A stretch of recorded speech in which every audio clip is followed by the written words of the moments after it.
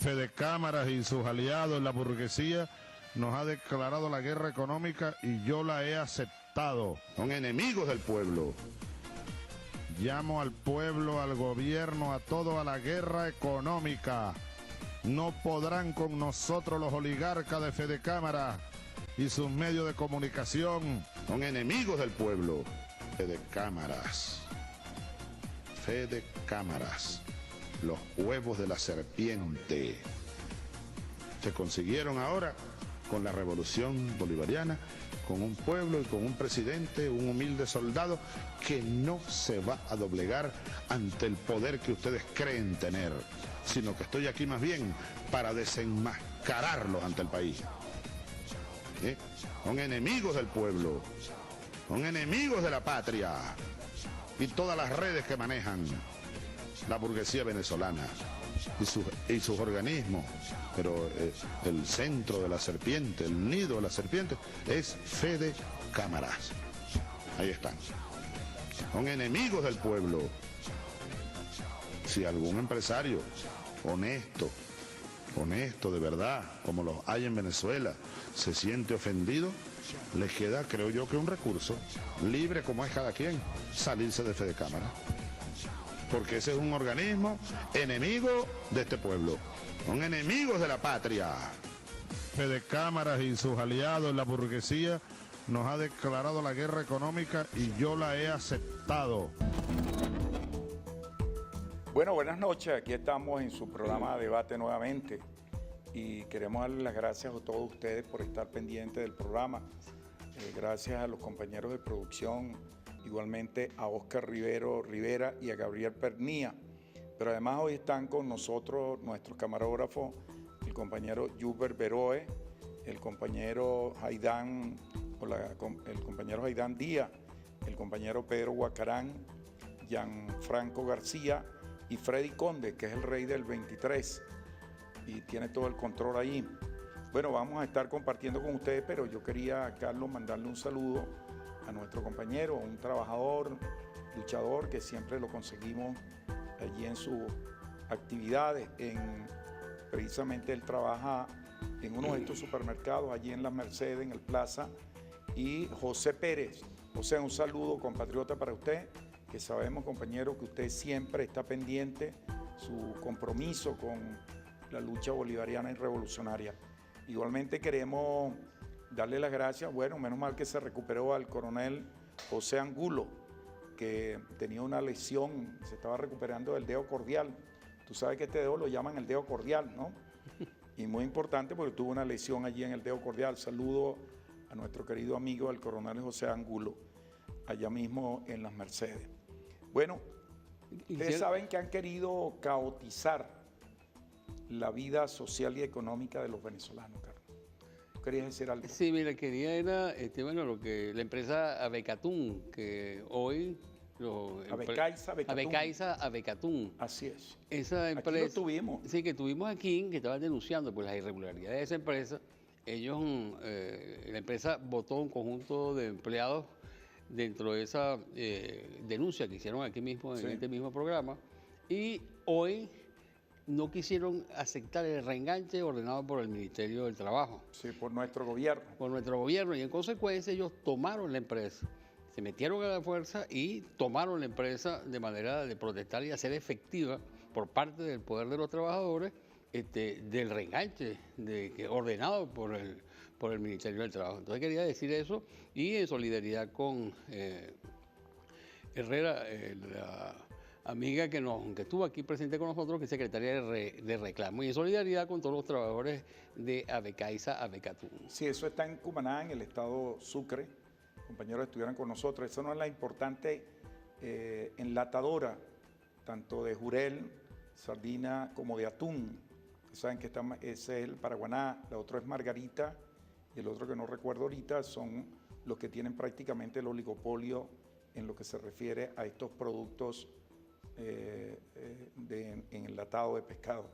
Muy importante nuestra solidaridad con ustedes, y bueno, nuestro gobierno está en la defensa gracias a una ley de 300 y pico de artículos, 354 artículos, si no me falla en memoria, una ley muy importante que contiene precisamente y preserva esa condición, sobre todo porque son un grupo de mujeres muy importante, Sí. en su mayoría. No, inclusive aquí tuvo Raquel Herrera, que es la Así secretaria es. de reclamo, que fue la que hizo la denuncia y la que me acaba de mandar un mensaje donde eso ocurrió y pues esos hechos Claro. a clase trabajadora. Fíjate, Carlos, esto es parte de esta guerra, de la guerra económica, ¿no? Y que la mejor evidencia que estamos frente a una situación de una guerra que ha pretendido y que se expresa, como dice nuestro presidente Hugo Chávez Frías, y siempre memorablemente lo vamos a tener acá presente en todos nuestros programas, porque bueno, él lo definió muy claramente. Nosotros decidimos asumir, enfrentar a estos sectores de la oligarquía, a Fedecámara, a Consecomercio, Benanchán, porque esos son los que de alguna manera están ejecutando esta política que refleja, ¿no?, la crisis, porque la crisis es evidencia de que hay una guerra contra nosotros. Y han pretendido buscar, entre otras cosas, el declarar en el país una emergencia humanitaria. Ellos no tienen elementos y a veces se tratan esos temas, Carlos, que muchas veces lo que hace es piratearse. Y lo digo de manera muy responsable. No estoy intentando descalificar a nadie, pero no se muestran documentos, elementos para indicar eso. Y yo creo que nosotros tenemos la responsabilidad de colocar cuáles son elementos para poder señalar que un país está en una situación de hambruna o catastrófica humanitaria, que es el último extremo.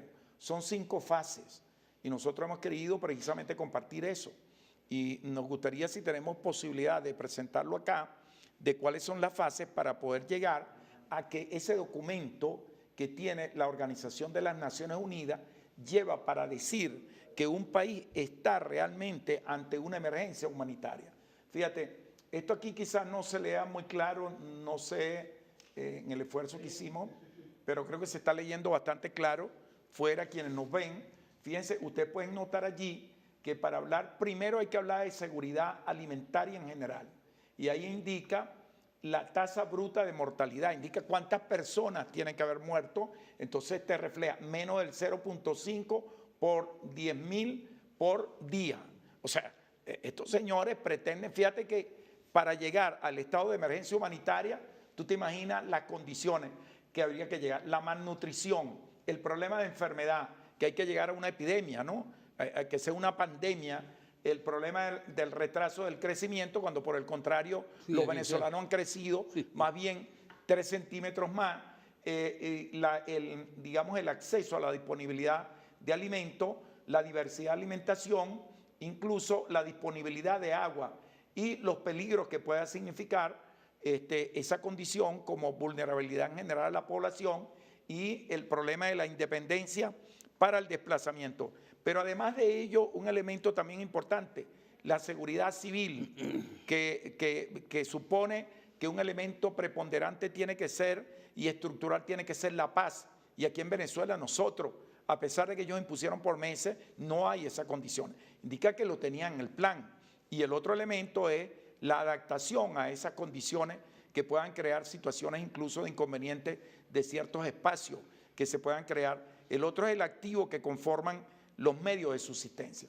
De manera que si podemos pasar la segunda gráfica, podemos observar, si da tiempo, vamos a observar porque es clave, fíjate, en seguridad alimentaria, límite. Hay que cumplir con este conjunto de requisitos. Por ejemplo, el acceso a disponibilidad de alimentos debe llegar, no debe llegar a las 2.100 kilocalorías. Sin embargo, estos señores están declarando y debe haber un déficit crónico de la diversidad de alimentos.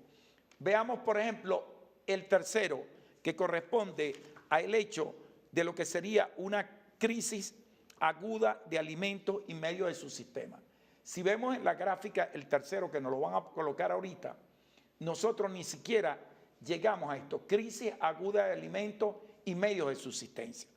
Y el cuarto, que es el que ellos aspiran, si nos lo pudieran colocar, ese cuarto que vamos a ver ahorita, implican que por lo menos tendría que ver diario, acá en Venezuela, producto de la situación, una mortandad que pudiéramos compararla incluso prácticamente de casi por el conflicto 2 muertos diarios. Claro, ¿qué buscaban ellos?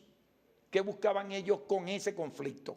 Que tomara las características de esto para declarar exactamente la emergencia humanitaria. Porque el otro elemento es que la población tenga, el 15% de la población alcance un déficit de peso y talla.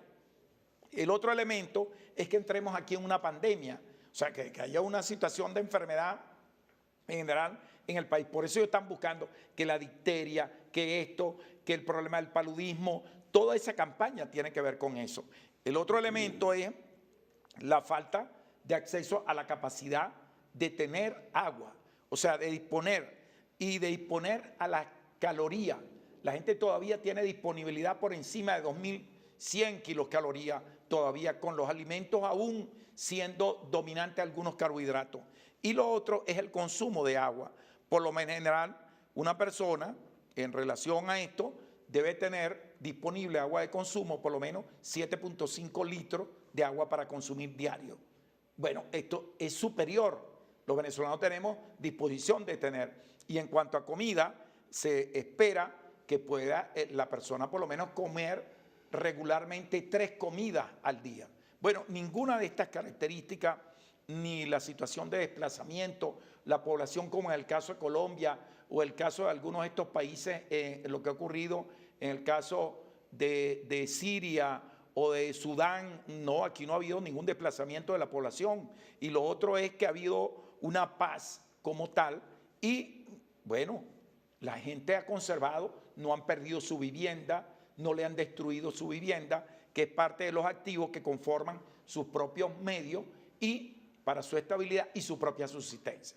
De manera que para poder llegar a eso ni siquiera, y estos señores han pretendido, porque el quinto y final, con esto quiero cerrar para darte la palabra, que me gustaría que lo colocaran, de manera que nosotros tenemos que hacer que esto, hambruna. O catástrofe humanitaria.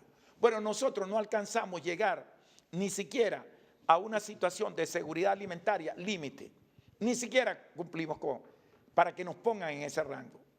Entonces, yo creo que estas cosas hay que decirlas, hay que plantearlas, porque los señores de la derecha, siguiendo el plan, como dice el señor Bernard Shaw en su libro La culpa, ellos están pretendiendo echarle la culpa a Nicolás Maduro, al gobierno revolucionario, chavista, cuando ellos en conchupancia y contubernio con todos estos partidos que le han servido, estos partidos de la derecha, han mentido a su propia militancia, en conchupancia con el Dollar Today, han tenido una campaña contra Venezuela para someter a la población a estas colas, para someterla a la desaparición de muchos alimentos, a la escasez de ellos, a las reposiciones incompletas, a la falla zonal, para tener a la población en una situación prácticamente de inestabilidad, de neurosis, ¿no?, que es la caotización que están buscando ellos.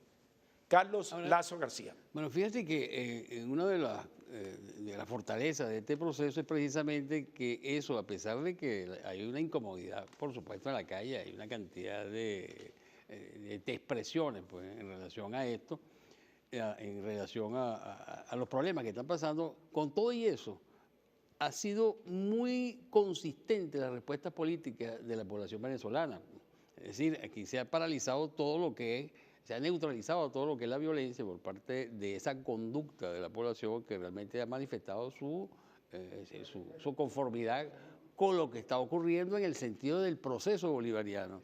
Y se señalan, por supuesto, toda esa cantidad de cuestiones que están pasando. Por ejemplo, el incremento ese criminal de los precios que se está desarrollando constantemente, que un cartón de huevo ya está en 120.000 bolívares. Sí, una inflación galopante inducida, porque tienen montada al pueblo. Inducida precisamente para poder lograr y generar ese tipo de caotización de la sociedad y que la gente se neurotice e intente desarrollar cualquier tipo de acción de violencia de forma masiva. Eso no lo han logrado, no lo han podido lograr porque hay una conciencia también en el pueblo venezolano, inclusive en el pueblo de la derecha, pues no solamente en el pueblo bolivariano, sino que toda la población pues, ha estado realmente prefiriendo esta estructura, haciéndole presión al gobierno, inclusive exigiendo pues, que se detengan esos precios, pero no van más allá de eso porque todavía están identificando realmente cuál es el verdadero enemigo. Yo creo que aquí la población se ha dado cuenta por toda esta conducta que hemos visto y todos los resultados electorales, que realmente ellos se han dado cuenta que la oposición es el verdadero enemigo de las condiciones de la población, pues el verdadero enemigo es el verdadero obstáculo pues, para el desarrollo de cualquier cosa. Y se han dado cuenta que es peor, así estemos sufriendo lo que estamos sufriendo, el hecho, si la derecha llegara a tomar el poder, es peor, que se profundizaría realmente todo lo que es las condiciones de que se ha logrado actualmente, porque por ejemplo, las pensiones serían eliminadas inmediatamente, las pensiones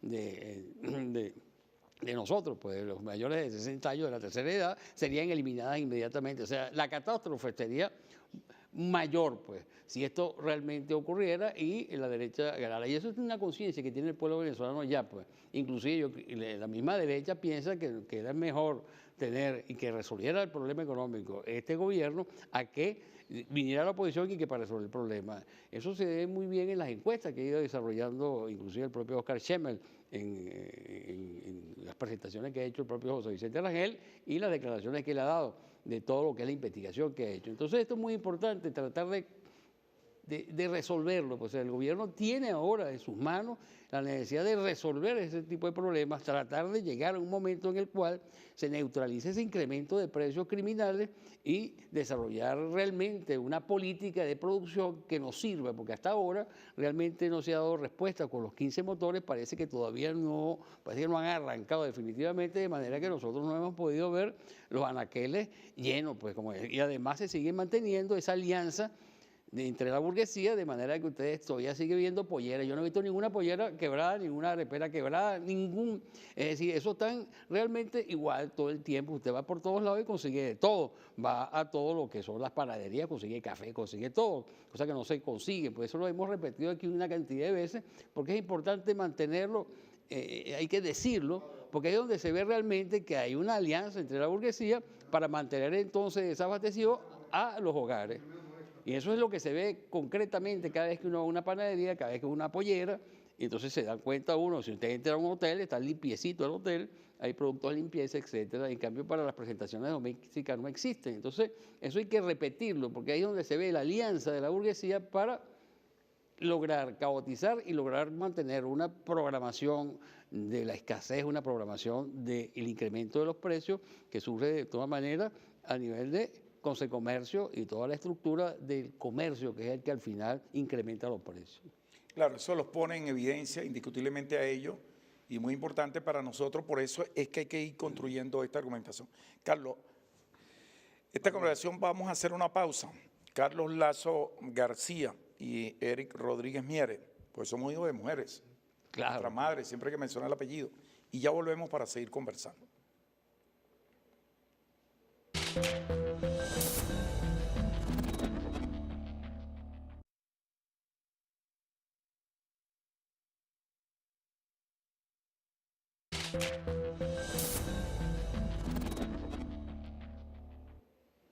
Bueno, continuamos y estamos en nuestro programa de debate.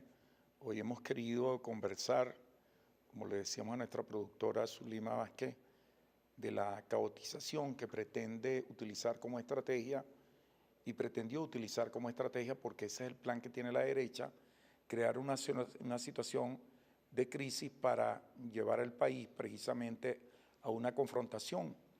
Y lo están buscando por lo que nosotros diríamos donde tenemos mayor debilidad, porque bueno, nosotros estamos tratando de montar una estructura, un modelo, como lo dice el texto constitucional, refundar la república para crear y hacer leyes republicanas que responda al modelo que nosotros queremos construir.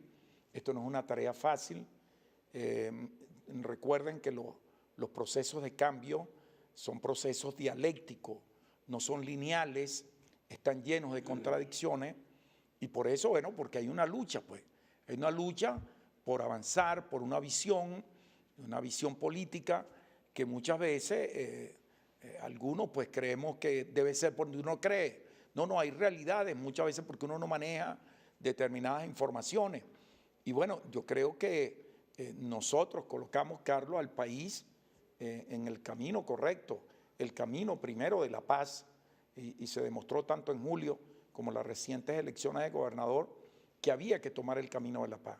Y esto era un elemento clave, porque quienes tienen la responsabilidad de gobierno y tienen la responsabilidad histórica de garantizar de que esta revolución evidentemente vaya hacia adelante, ¿no? Y pueda tener los avances, un poco con aquella vieja reseña, dos pasos adelante, uno atrás, ¿no? Haciendo referencia a ese hecho. Pero es que aquí hay que entenderlo en las propias leyes dialécticas. Es la ley de los saltos.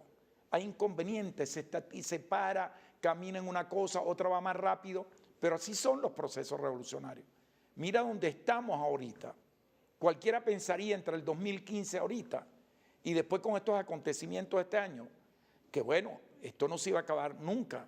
Bueno, y la derecha fracasó, engañó, llevó a la muerte a un grupo de gente y hoy nuestro gobierno nacional, con una estrategia política, ha logrado, y es una cosa que tenemos que resaltar, hay que decirlo, porque es muy fácil pararse delante de una cámara o criticar. No, yo no niego que se hagan planteamientos y se cuestionen, porque eso fortalece a un proceso. Pero lo que sí es cierto es que también tenemos que decir cómo unos señores que caotizaron el país con una guerra durante todos estos meses, nosotros lo estamos llevando, Carlos, a la paz, a conversar, porque no es como ellos quieren establecer, que son una negociación, como manejaron y como manejan muchas veces en la semántica, para dar una idea que nuestro gobierno está entregando a la revolución, porque ese es el manejo mediático que quieren colocar estos señores. Claro. Carlos Lazo García. Bueno, fíjate que ese es muy importante, esa última parte que estás diciendo, porque ahí es donde nosotros vemos pues, que hay un salto cualitativo realmente dentro de este proceso, que comenzó, por supuesto, en el 98, en el 99, con la aprobación de esa Constitución, que es una Constitución de los derechos humanos. Es decir, como lo señala nuestra amiga Díaz, María Alejandra Díaz. Ella ha planteado eso, inclusive lo ha hecho muy bien en su programa, donde explica pues cómo esta Constitución es una Constitución de derechos humanos, fundamentalmente. Eso hizo un salto cualitativo ahí a nivel institucional, pero eso que está hecho a partir del año 99 en esa Constitución, en esa constituyente, ha hecho que la propia política que se ha ido desarrollando desde el punto de vista social, la política social, ha ido transformando inclusive la conciencia del pueblo venezolano y vemos cómo entonces la derecha se queda atrás. La derecha parece que no ha entendido este proceso que se ha ido desarrollando, esta nueva cultura pues, de los derechos humanos que se ha ido desarrollando inclusive a nivel popular y sobre todo que tiene un fundamento específico, como hemos dicho algunas veces, donde existe tres vías o tres líneas estratégicas de este proceso que son, por un lado, la paz, ¿no? Pero la paz que está garantizada por la movilización popular y la incorporación del pueblo al desarrollo y la profundización de la revolución.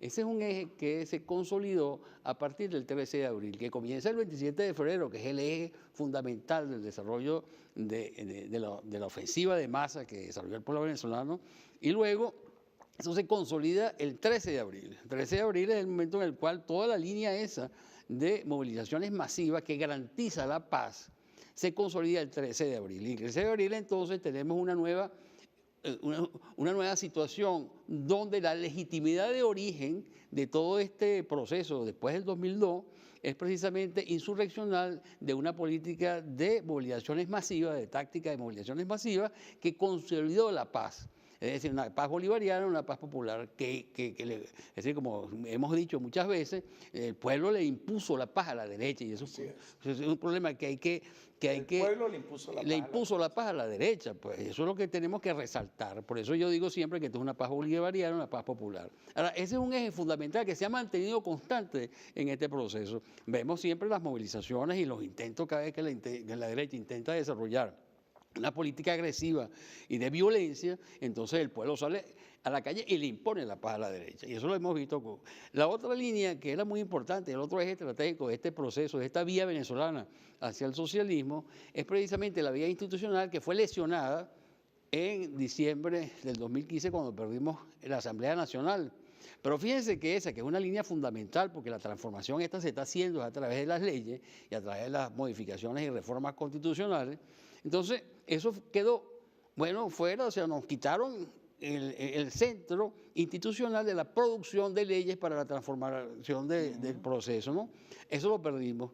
Pero ¿qué ocurre? Ocurre entonces luego que el presidente de la República, en los momentos más difíciles, en un proceso de intento nuevamente de la derecha de tomar el poder por la vía violenta, entonces desarrolla una política constituyente, porque tenemos una constitución que es constituyente, que nos permite transformar siempre la vida institucional del país sobre la base de constituyente, que es lo que estamos haciendo actualmente. Entonces, ¿qué ocurre? Se recupera inmediatamente eso que habíamos perdido, ese poder legislativo que habíamos perdido, no. Pero entonces resulta que con la constituyente logramos nuevamente reconstruir uno de los ejes estratégicos de este proceso, de esta vía venezolana al socialismo, que es ese eje institucional que nos lo habían arrebatado a la derecha en la Asamblea. Entonces la constituyente reconstruye nuevamente ese eje estratégico.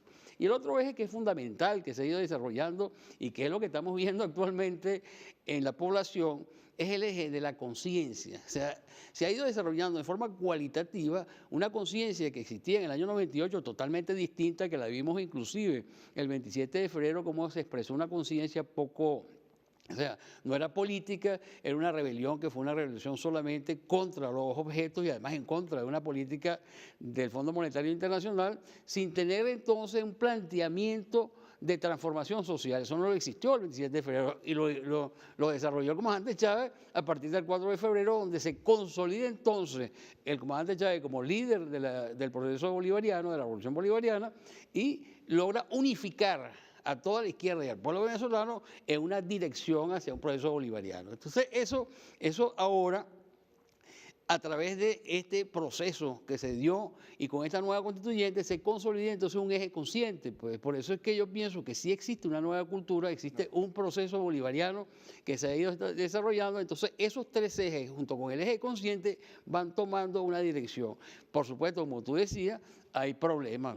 O sea, no podemos decir que esto es una revolución. Es una revolución. Es una cosa, Carlos, pero no me interrumpa, que a veces dentro del proceso dialéctico de algunos compañeros revolucionarios, con todo respeto, pues yo creo que la gente tiene que dar su opinión, nadie le están negando y decir y señalarlo en los escenarios, lo que no puede parecer al lado de una comparsa donde la derecha te haga música y tú termines siendo utilizado, porque la derecha tiene eso como característica, que te utiliza, te elogian, tú eres lo máximo, te utilizan, te aplican la teoría del bagazo y punto. Pero yo sí creo que es fundamental el que nos demos cuenta los avances que hemos tenido, que nosotros resaltemos en momentos de esta coyuntura muy importante esos elementos, porque son hechos políticos, porque tanto tú como yo, que somos gente que vemos una generación de lucha permanente, esto para nosotros son avances clave.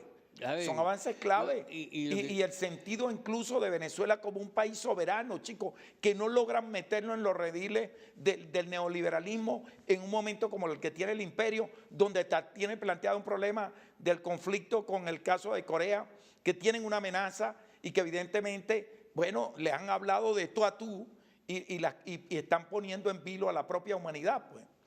Inclusive, por supuesto que hay una situación que es la que nos permite, es decir, que el imperialismo le irrita realmente, que es ese precisamente, es un país soberano. No puede permitir nunca un país soberano. Y eso se nota mucho en la Unión Europea. Fíjense que la Unión Europea son países ocupados, pues ahí está la OTAN, pero la fuerza fundamental de eso son las fuerzas norteamericanas, que están ahí de la Segunda Guerra Mundial, del final de la Segunda Guerra Mundial. Entonces fíjense que estos señores, por ejemplo, Estados Unidos le obliga a la Unión Europea a sancionar a Rusia. Y resulta que las sanciones contra Rusia repercuten negativamente sobre toda la Unión Europea y sobre todo en Francia, contra Francia y Alemania. Entonces, eso significa que ellos sacrifican su propio bienestar para complacer el imperialismo norteamericano. Fíjense entonces que ahí no hay soberanía. O sea, los pueblos europeos no tienen soberanía. O sea, los gobiernos europeos no tienen soberanía. Y estos pueblos europeos, como alguna vez lo hemos dicho aquí, no han logrado pasar a un proceso bolivariano, es decir, son pre-bolivarianos, todavía no han logrado, y la conciencia del pueblo, los pueblos europeos en forma política no han logrado todavía plantearse una nueva sociedad. Eso no lo hace el pueblo europeo.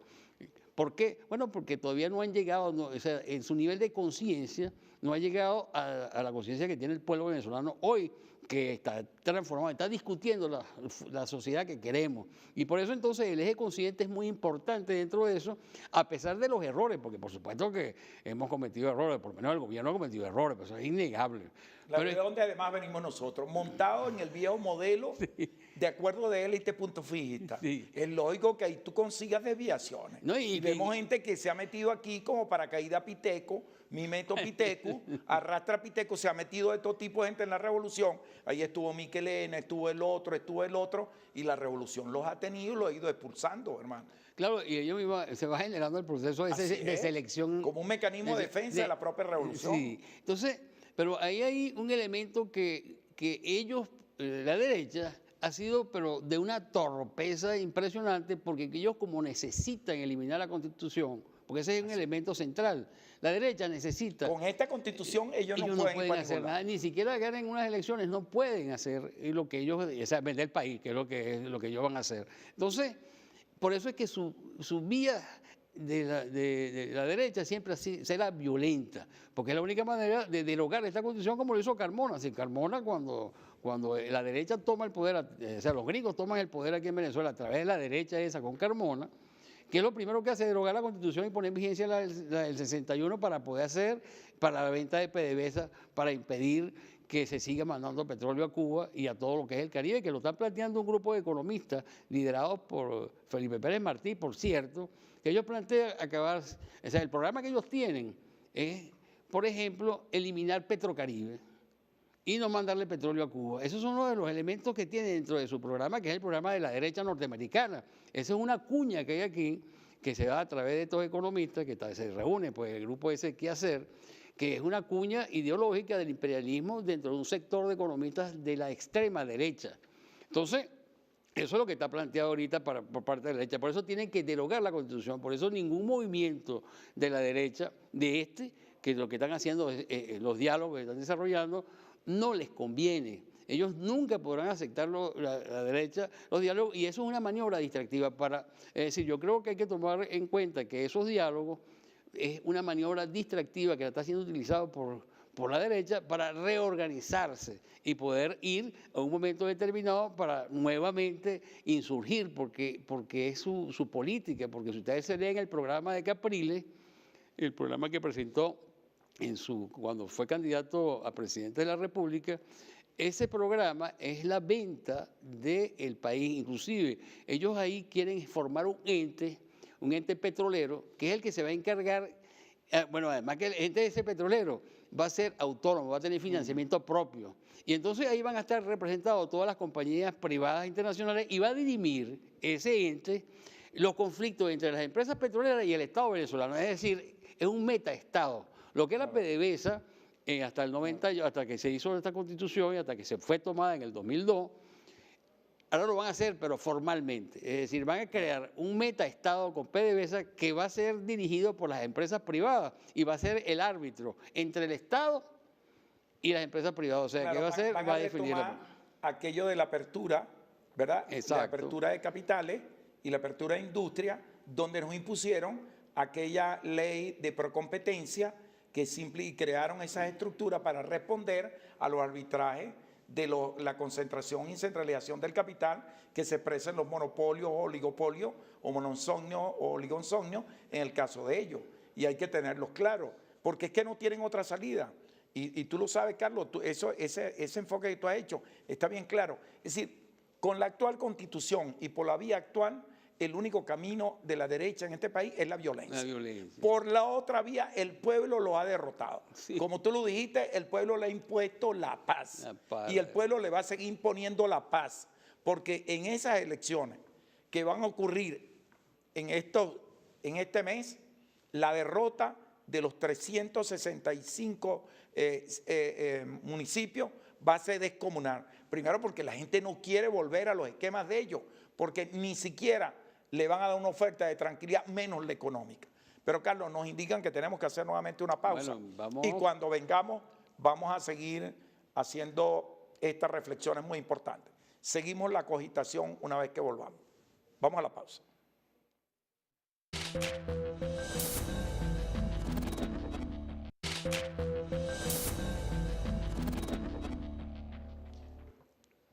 Bueno, continuamos, ya entramos en la parte final de nuestro programa. Y Carlos, fíjate que una de las primeras cosas que uno debe intentar comprender, todo revolucionario, chavista, bolivariano, humanista, es la estructura económica. Fíjate que nosotros en la mayor parte del tiempo se lo dedicamos a eso, porque el fondo del problema económico es el problema político, que es el elemento dominante. Nosotros estamos siendo asediados como país. Se nos está aplicando de las agencias calificadoras de riesgo, desde los organismos de arbitraje, como el CIADI o la Cámara Internacional de Comercio, bien cualquiera de estas calificadoras de riesgo, la aplicación del señor Donald Trump, que no podemos manejarnos con los bonos soberanos, que nos impide, teniendo nosotros, tú te imaginas, teniendo nosotros en el patio de nuestra casa el oro negro, tenemos dinero, disponemos de dinero, no efectivo, pero disponemos de respaldo para lo que queremos y no es posible que tú puedas hacer porque las grandes corporaciones están en territorio norteamericano y tienen totalmente prohibido que transar cualquier bono soberano que pueda hacer nuestro país, que es una cosa habitual, simple y llanamente, y estos señores lo han impedido. Pero claro, hay que sentarse a ver lo que significa ser una economía monoproductora, como nos impusieron a nosotros, en el carácter de país dependiente, ¿verdad? Monoexportadora, ¿no? Y que además de un modelo altamente subordinado y dependiente y además con un carácter rentista e importadores de bienes y consumo que te lo impusieron ellos desde aquel acuerdo del 6 de noviembre de 1939 que conocemos nosotros bajo la tutela del señor Nelson Rockefeller. Entonces tenemos que evaluarlo y cómo el uso del excedentarismo petrolero fue utilizado a partir de lo que fueron el Consejo Nacional de Promoción de la Industria, que estaba en manos de algunos señores, como ves ahorita los Mendoza, ¿no? Que eran los Mendoza Fleury, quien era el primer presidente del Banco Central, quien era el secretario de gobierno de Eleazar López Contreras, como todos estos grupos que aparecen en el espectro, estos señores que ahora tienen a sus hijos, que ahora tienen a sus nietos, le van a decir que no le deben nada al país. Cuando uno revisa el informe, que yo lo he venido revisando, los tomos de la Corporación Venezolana de Fomento, tú te das cuenta todo el dinero que se le dio a estos señores a pérdida prácticamente. Se les condonaron deudas a bajos intereses. Entonces nos van a decir a nosotros ahora que ellos son exitosos, ¿no? Que los Mendoza, que Alfonso Rivas y compañía, además las corporaciones que se alimentaron de ellos, como lo sabemos. Entonces yo creo que el momento que estamos viviendo es muy importante seguir debatiendo y seguir señalando estos elementos. ¿Por qué? Porque en una política neoliberal, como tú dijiste en el primer segmento, tú lo sabes muy bien, Carlos, no sería posible. Usted que nos ve, señor, usted compatriota que nos está viendo, usted sabe muy bien que no sería posible que a usted se le diera ni siquiera, no voy a hablar de los aumentos, no se le pudiera dar una pensión. No pudiera, no está contemplado. Por el contrario, usted va a vivir de la caridad y la limosna, que es lo que hacen ellos, para que usted, como dice, muera tranquilo y sea rico en el cielo, que es la deformación judeocristiana mentirosa que han hecho ellos a través de estos largos años, ¿no? Que vaya a tener mejor vida, pero cuando yo voy a ser rico, pero cuando me muera, que es la deformación que hacen estos señores. Entonces, esta cosa hay que señalarla en medio de una confrontación que estamos nosotros. Fíjate, por ejemplo, el manejo que hay aquí. Yo quiero señalar esto porque cada programa lo vamos a utilizar. Tú quieres comprar un desodorante. Los venezolanos consumimos 10 unidades por persona por año y habían 12 marcas. Ahora, cuando tú revisas quiénes lo producen, tú observas Procter & Gamble, Baydor, que no lo conocemos con el nombre ese alemán, sino como Nivea, Colgate-Palmolive y Unilever, que es una anglo-holandesa, ¿no? Para que tú veas frente a qué estamos. Si pudieran ponernos la otra gráfica, tú te das cuenta quiénes son los que le tienen la guerra como parte de estas grandes corporaciones al pueblo. Vamos a ver el champú, por ejemplo. Tú haces un champú, no es el caso tuyo, has tenido mucha pérdida de folículos pilosos, tú ves 6 unidades por persona por año, el consumo es 3.200 mililitros por persona por año. Habían 9 marcas. Bueno, ¿quién la produce? Procter & Gamble, Baydor, Colgate-Palmolive y Unilever. Si ponemos la de los jabones, que nos permiten ahorita colocarlo allí para que veamos. Entonces, ¿quién es que tiene la guerra? Mira los jabones tocador. Esto que la gente creía que si se bañaba con un jabón de esto se ponía bonito. ¿Tú te acuerdas la propaganda que tenía un tal jabón Camay? Sí. Y tú te bañabas con ese jabón, te ibas a embellecer, bueno, o pastilla o en barra. El jabón, perdón, si lo pudieran colocar en la anterior. En la anterior bueno, este. Este jabón tocador vemos 16 unidades por persona por año y el consumo es entre 1.9 kilogramos a 2 kilogramos por persona. Habían 15 marcas. Ahorita no consigue ninguno. Ahora, ¿quiénes lo producen? Procter & Gamble, Baydor, que es Nivea, Colgate-Palmolive y Unilever. El próximo, por favor. ¿Te das cuenta? O sea, la crema dental. Y aquí queremos terminar. Entonces, la crema dental, 10 tubos de 100 mililitros por persona por año. El consumo entre 1.000 a 1.200 miligramos anual. Habían 9 marcas. Entonces, tú no la consigues ahorita. Y resulta, Procter & Gamble, Colgate-Palmolive y Unilever. ¿Frente a qué estamos, Carlos? Bueno, fíjate que ahí están siempre las transnacionales, que esos son unos monopolios, pues, oligopolios, pero ellos tienen un dominio sobre el mercado, una posición de dominio sobre el mercado. Ahora, todas esas empresas son extranjeras, pues, son imperialistas, son empresas que están aquí en Venezuela. Que están en la guerra. Que están en la guerra y además de eso son las que importan las materias primas, porque hay una cuestión que hay que ver muy bien. El comercio internacional actualmente está determinado es por el comercio interfirma, es decir, estas Procter & Gamble, Colgate-Palmolive y Unilever le compran a sus filiales las materias primas para desarrollar estos jabones, pues. Entonces el negocio, la importación es de la empresa, no de Venezuela. Y es una de las cosas que hay que tener muy en cuenta. Entonces nosotros tenemos que entregarle, me perdona, el dólar, que no terminan de decir preferencial. Entonces, por favor, yo voy a decir una cosa. Yo te digo, yo prefiero ser ignorante, pero no ser retrasadito o estúpido, ¿no? O estúpido, porque la ignorancia se cura, pero la estupidez es para toda la vida. Bueno, entonces hay gente que llega y dice, hay que darle el dólar preferencial. Hermano, si tú le das el preferencial, mira la guerra que nos tienen con los medicamentos que lo vamos a presentar en los próximos programas aquí, Carlos. Bueno, fíjate que entonces ese comercio es interfirma. Y las exportaciones que se hagan partiendo de cualquier tipo de empresa que es transnacional, la exportación es para sus propias compañías en el resto del mundo, para sus casas matrices. Entonces quiere decir que, y eso es más o menos el 60% del comercio internacional, es interfirma. Por ejemplo, un país como México, que tiene unas exportaciones gigantescas, la OMC recomienda... Inclusive la OMC recomienda transformar las estadísticas. Fíjate que está aquí para aprovechar lo del desodorante. Sí, pero fíjate... Que fue el anterior. Déjame terminar un momentico esto, porque esa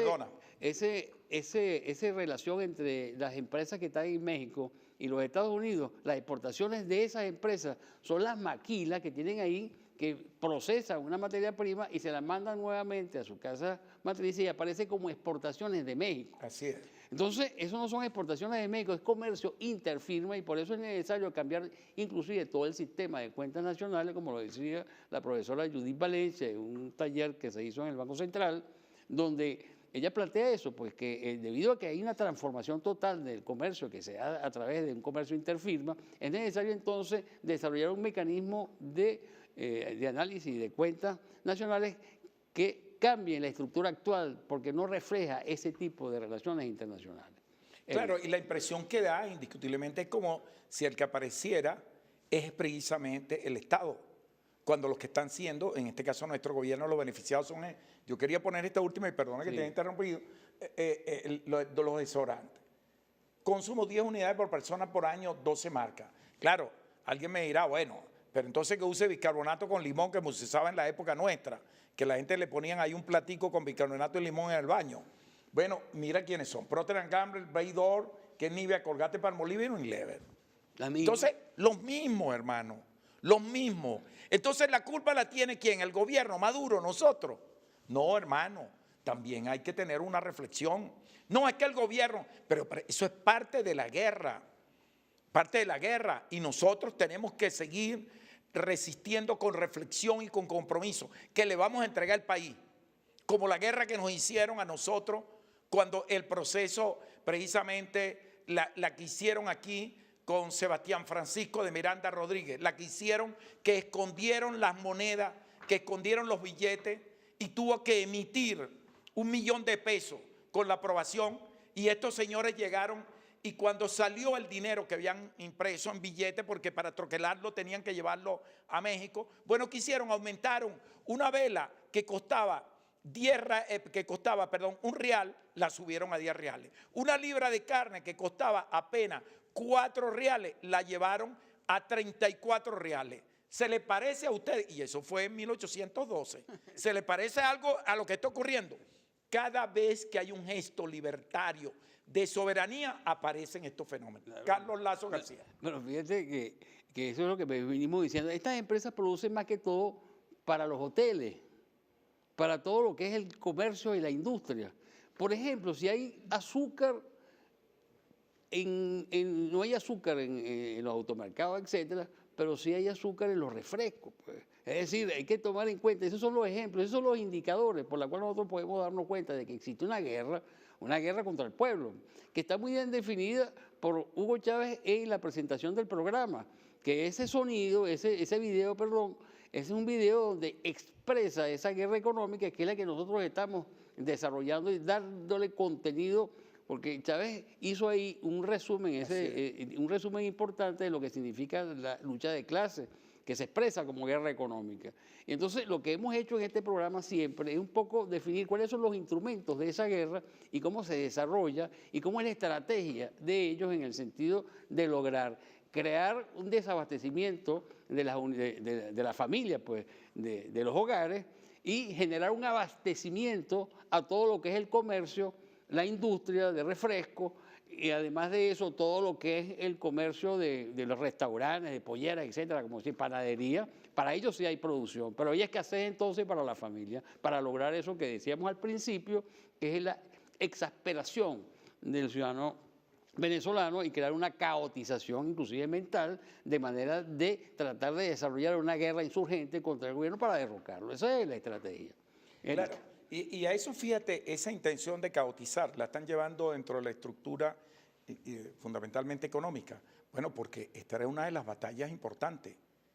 ¿Por qué? Porque la batalla sigue teniendo un sello político, porque el hecho económico está determinado por las acciones que hemos querido hacer para poder superar un modelo que se nos impuso a nosotros, por eso lo definimos, y que de alguna manera no podemos darle solución con los mismos planteamientos que habitualmente se ha hecho. Por ejemplo, nosotros no podemos estar confiando. El día que aquí se confió con el hecho de llegar a unos acuerdos, como se establecieron los precios con el caso de los huevos, que nosotros lo hemos presentado aquí, lo podemos volver a presentar, que tenemos los datos, quiénes son los que tienen el oligopolio de los huevos aquí en Venezuela y de lo que está vinculado con la industria, como el caso también de los alimentos para animales de cría y lo que tiene que ver con la cría de pollo. Bueno, ¿qué hizo uno de estos señores? Prácticamente casi 3 millones de huevos, simple y llanamente prefirieron botarlo, dejarlo que se perdieran, que eso representaban casi 200 y pico, prácticamente millones de cajitas de huevos, de casi una docena de huevos. Pero prefieren aplicar esas prácticas que son conocidas, que se llama datardismo, que prefieren botar la leche, que prefieren botar los alimentos, que prefieren que se pudran, pero no que lo reciba la población. Entonces, ¿quién es el que tiene la guerra contra el pueblo? Fede Cámara, Consecomercio, lo que dice el presidente Benanchan, lo que dice el presidente Chávez, ANSA, Cavidea, todos estos señores, ¿de acuerdo? Porque es muy mantequilla tratar de recostarle la responsabilidad al gobierno nacional, al presidente Nicolás Maduro. No, hermano, puedes tener la diferencia que tú quieras, puedes plantearte lo que tú quieras, pero nosotros estamos defendiendo un proyecto que está a la cabeza de un señor llamado Nicolás Maduro Moro. Y nosotros tenemos la responsabilidad. Porque esa es la estrategia. Porque ahora te están creando elementos de intriga para dividirnos. Entonces nuestro gobierno dio un paso importante para enfrentar un factor de los que en nombre se visten como Superman, ¿no? Se visten de rojo rojito, pero cuando tú le pasas un resonador ideológico en la cabeza, lo que tiene es a Primero Justicia, Acción Democrática, COPEI y la delincuencia. Entonces usufructan el poder, roban, tratan de desviar, crear conspiraciones, todo ese aparataje de los mimetopitecus o paracaidapitecus o oportunistapitecus que pretenden degradar la revolución, porque la corrupción es enemigo de la revolución. No es posible una revolución que esté hecha bajo los designios de la fachada de gente que han usufructuado el poder y que después pretenden venir a darle clase a uno de cómo se tienen que hacer las cosas. No, hermano, yo lo lamento. Es mejor que ustedes sigan en el infierno porque ya nosotros le dimos la cara al diablo. Carlos. Fíjate que cuando tú mencionas la corrupción en Venezuela hay que buscar realmente cuál es el problema de la corrupción, porque, Así es. porque hay todo un proceso de corrupción que se ha generado, que lo hemos visto siempre, pues tanto en la quinta como en la cuarta. Ahora, eso tiene que ser un hecho objetivo, un hecho social, que pareciera que comienza ya de una manera ya mucho más pronunciada cuando se construye cuando el presidente Medina hace la reforma del 43 y el Estado comienza entonces a recibir mucho más dinero para lograr hacer una cantidad de obras, pues, de desarrollar pues, la infraestructura del país, etcétera. Pero ¿qué ocurre ahí? Que entonces comienza entonces a tratar de desarrollar, de tener el control sobre el Estado. ¿Y cómo se obtiene el control sobre el Estado? Indirectamente, bueno, a través de la corrupción, la relación entre los funcionarios del Estado y la empresa privada para trasegar parte de ese ingreso del Estado a los bolsillos de la burguesía a través de sus industrias. Entonces, eso es un hecho objetivo que se construyó partiendo de ahí, cuando se construyó la Corporación Venezolana de Fomento, para poder entonces financiar toda la estructura productiva del país, dándole créditos baratos. Y esa es una estructura que se constituyó de una manera corruptiva, es decir, a través de la corrupción. Eso es lo que hemos estado viviendo en la cuarta y este proceso que nos queda, que no hemos podido transformar durante la quinta. Carlos, hemos llegado a la parte final.